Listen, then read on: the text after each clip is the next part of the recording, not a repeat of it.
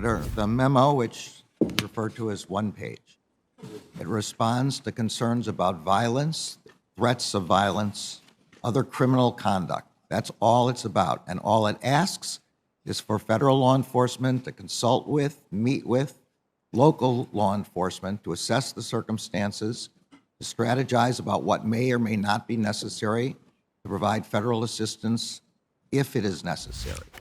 The letter that that was subsequently sent does not change the association's concern about violence or threats of violence.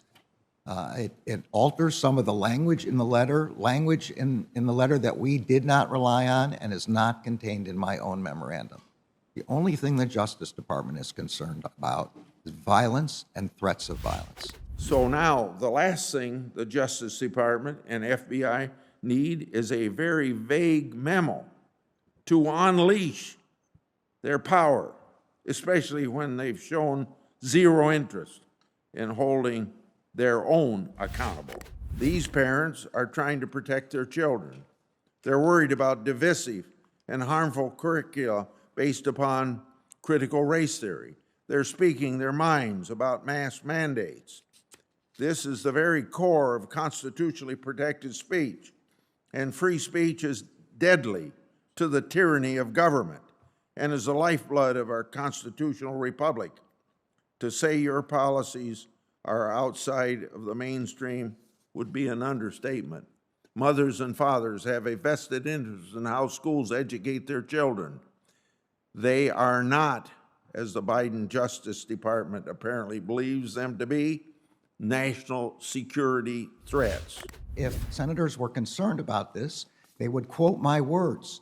This memorandum is not about parents being able to object in their school boards. They are protected by the First Amendment. As long as there are no threats of violence, they are completely protected. Judge, this is shameful. This testimony, your directive, your performance is shameful. Okay. That's not Thank God you are not on the Supreme Court. You should resign in disgrace, Judge. I have heard statements from members of this committee which I think are really inconsistent with reality. Those who think the insurrectionist mob of January 6th was merely a group of tourists visiting the Capitol ignore the pillaging, the deaths, and the serious injuries to over 100 law enforcement officials.